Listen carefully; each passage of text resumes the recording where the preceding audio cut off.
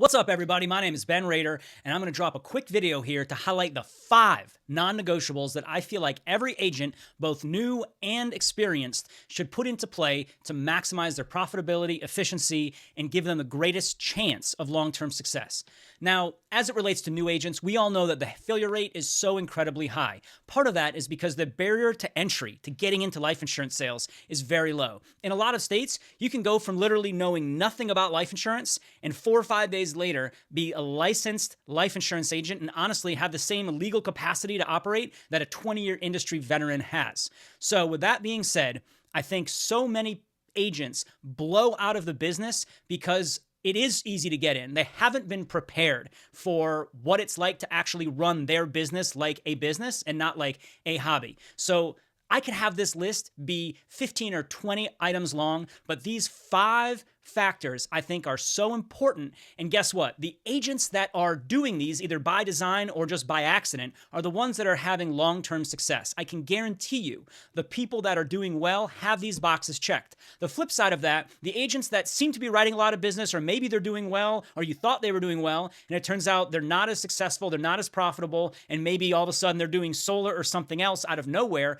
is because they might have had none or maybe only 1 or 2 of these boxes checked, and it didn't create long-lasting sustainability. So these aren't exactly in a 1 to 5 order. It's kind of interchangeable, but I'm going to start out alphabetically. Number 1, bank account.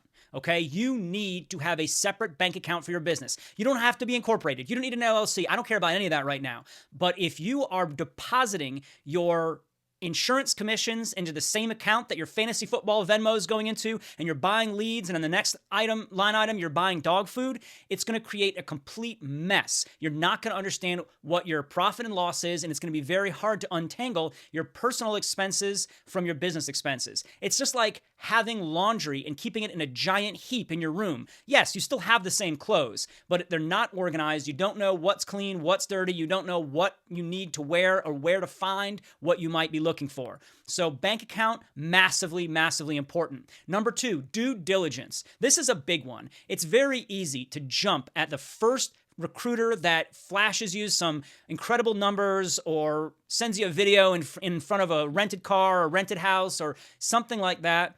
But my advice to you, if you're looking to connect with an organization, interview 3 organizations.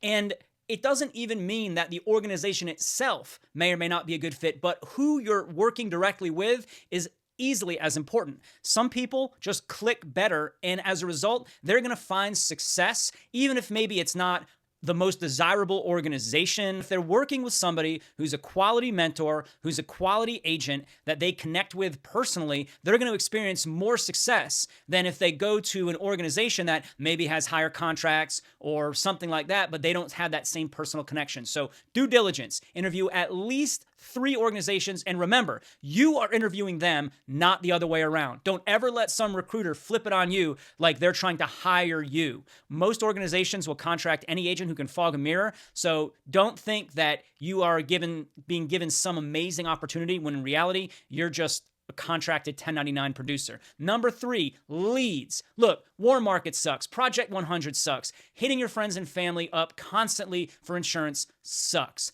I know there are some people out there that have built massive client bases based on organic marketing and organic outreach. That is great, but it takes time. If you want to sell 1 policy a month and that's all your goal is, you can start organically and build it from there. But if you need to make money today, the way a lot of agents do, you need leads. You need fresh leads every single week, come hell or high water. That is a non-negotiable. Number 4, schedule. The most powerful free tool that you have at your disposal is your calendar. Dial days, door knocking days, whatever it may be, whatever appointments you have, both personal and professional, they go on your calendar. If you become a slave to your calendar and you never waver from that, you will have more freedom. That discipline of making sure everything in your life is on your schedule actually creates more freedom. It doesn't restrict it. And that will allow you as a newly minted independent agent to experience the most amount of success because you will be accountable to the schedule that you set, and you won't just be floating around, not knowing where to go, not knowing when to do it. Create your schedule, stick to it. Number 5, savings. Listen, this is a big one, all right? Of all the agents that blow out of this business, I would say the vast majority do so because they haven't been able to effectively manage their cash flow. If you're a life insurance agent and you're working on advance commission, that is simply just a loan from an insurance company. If your clients don't pay, then you owe that money back. We all know it, the form of a chargeback. But if you're not properly escrowing, the way I do it, 20% of my commissions go into a chargeback account until that reaches $5,000. 20% of my commissions go into a tax account. So I've got money set aside for my quarterlies, my year-end taxes, however it is that you choose to handle that. And then 20% goes into your personal savings. What about the other 40%? That's what you have to live on. That's what you have to reinvest in your business. If that's not enough money, then guess what? You just need to sell more insurance. Do not cheat yourself out of those escrow accounts. Do not fail to plan for chargebacks so that you can either send that money right back to the company or, pay yourself while you have existing commissions paying down that chargeback.